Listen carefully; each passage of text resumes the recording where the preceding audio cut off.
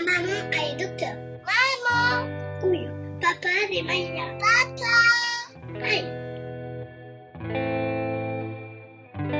Vous écoutez Parentologie, le parcours d'une pédiatre combattante, deuxième et dernière partie.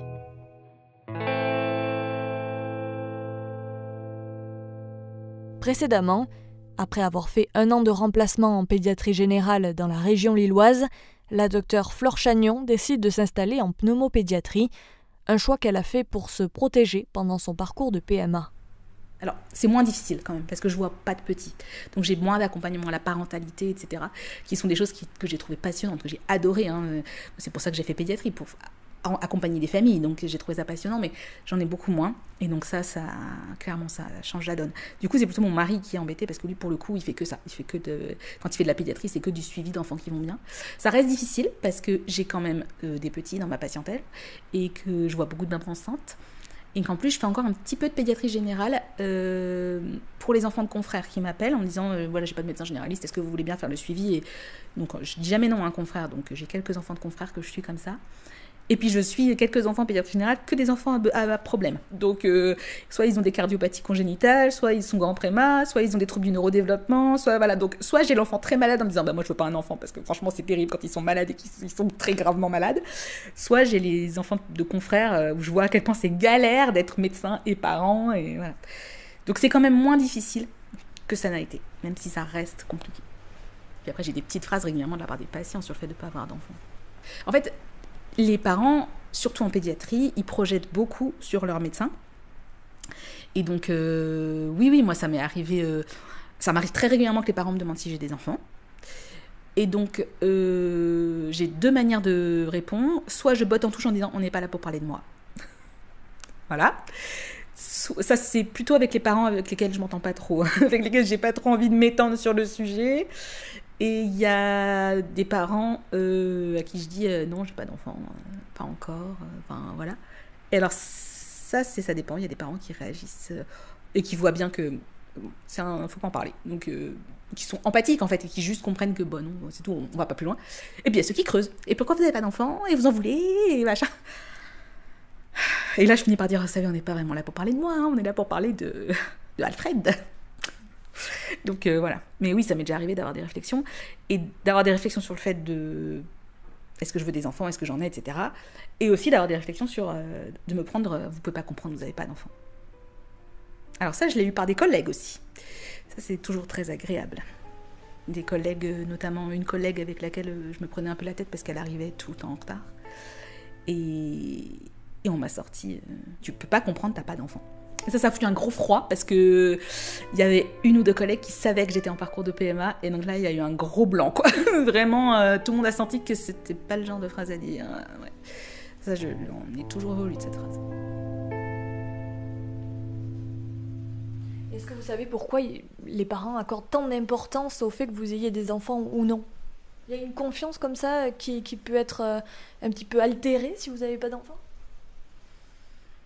Je crois que les parents, en fait, ils imaginent qu'on tire notre expérience de pédiatre du fait d'avoir des enfants.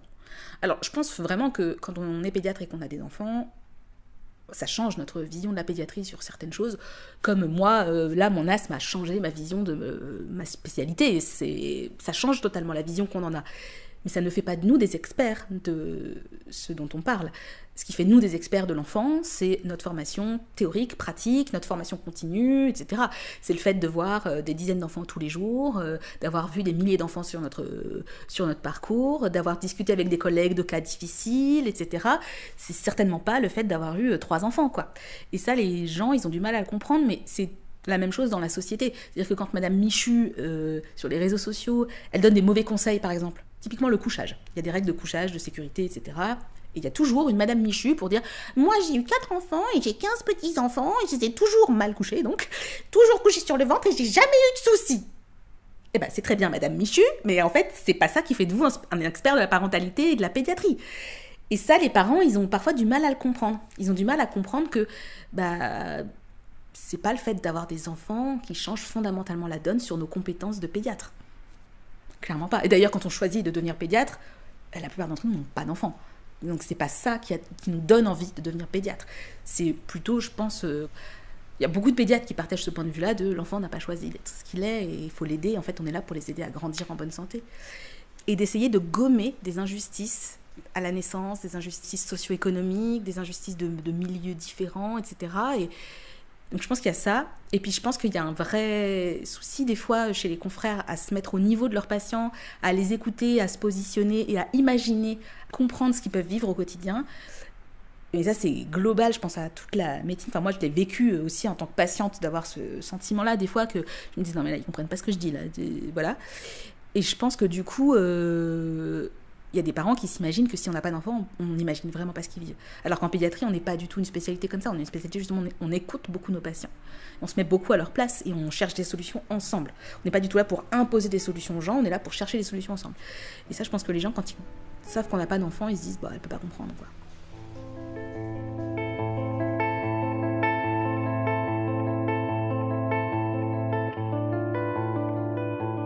Ça a été très dur à vivre pour moi, le parcours de PMA, sur certains aspects.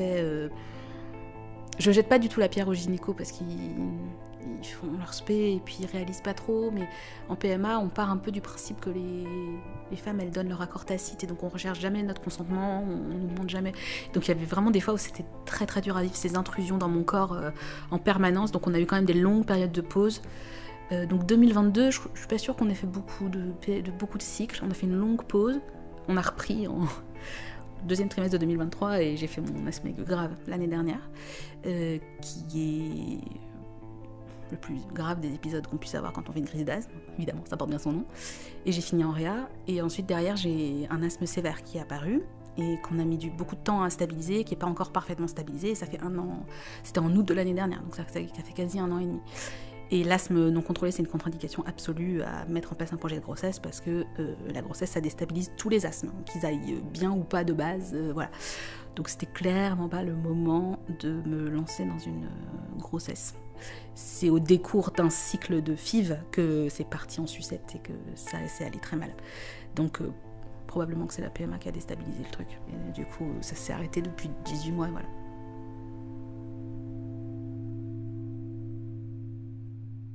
Plus on avance dans notre parcours de PMA, bah, plus ce désir d'enfant, il se re-questionne beaucoup aussi. Parce que je pense que, en fait, du coup, tous nos copains ont des enfants. Même tous nos copains commencent à avoir des enfants assez grands maintenant. Ils ont souvent 2 ou 3 enfants qui commencent à aller quasiment tous à l'école, etc. Donc on n'est plus trop entouré de nourrissons. On a plus cette impression de pouponnage permanent autour de nous, même si nos amis les plus proches, vraiment c'est très récent qu'ils aient des enfants, donc ça a été encore une période assez dure. Donc il y a ce désir d'enfant qui a toujours été présent, mais qui au fur et à mesure du temps, on finit par se demander, mais est-ce que vraiment ça en vaut le coup, quoi ?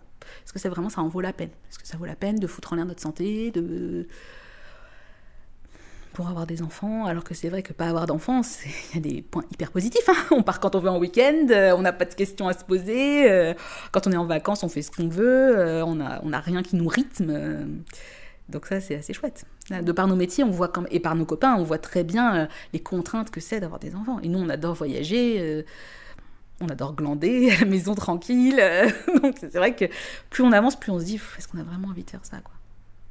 Est-ce que vous avez pensé à une autre manière peut-être d'avoir des enfants ? Non. Enfin oui, si. Oui, si, on y a pensé, mais on a éliminé toutes les options. C'est-à-dire que moi, l'adoption, c'est quelque chose... Alors, je suis désolée si ça heurte certains des auditeurs qui ont adopté. Et là, je mets un gros warning, trigger warning, comme ils disent. Moi, je n'ai jamais vu d'adoption qui se passe bien. Alors peut-être que j'ai un gros biais de sélection par mon métier et par la spécialité de ma maman. Et pour moi, les adoptions, c'est hyper difficile. C'est vraiment quelque chose de très très dur. C'est très dur pour l'enfant, c'est très dur pour les parents. Et je ne me verrais pas me lancer là-dedans après un parcours de PMA. Voilà. Et toutes les alternatives à la PMA, genre la GPA ou le don d'ovocytes, etc. Ça, c'est des trucs avec mon mari, on s'est dit, si on veut un enfant, on veut qu'il soit de nous. Sinon... on ne veut pas un enfant pour avoir un enfant, quoi. Donc, pour nous, c'est soit on a un enfant à nous deux, et voilà, soit c'est tout, on n'aura pas d'enfant, et puis c'est tout. Donc aujourd'hui, vous me disiez, vous êtes en mi-temps thérapeutique, c'est bien ça ? C'est ça, ouais, exactement. Donc je travaille plus que 3 demi-journées par semaine. À court terme, j'aimerais réaugmenter un peu mon temps de travail, quand même, réussir en tout cas, mais c'est fatigant de reprendre le travail en fait, parce que j'ai eu 4 mois d'arrêt cette année, 2 mois l'année dernière, 4 mois cette année, et comme m'a dit mon kiné, il m'a dit mais en fait se remettre à travailler à temps plein, c'est comme préparer un marathon, faut pas y aller comme ça, au début on court 1 kilomètre, puis 2, puis 10, puis 20, puis on fait le marathon. Bah, c'est pareil là, avec le travail, donc il faut y aller tout doucement. C'est dur parce que j'ai un tempérament très... je suis assez vive, j'aime investir dans plein de trucs, donc c'est difficile de me dire calme-toi, freine un peu, voilà. Donc j'aimerais bien augmenter un peu plus, peut-être reprendre la PMA, mais ça vraiment, je me projette pas là-dedans parce que on verra. Pas de pression parce que je pense que c'est totalement contre-productif.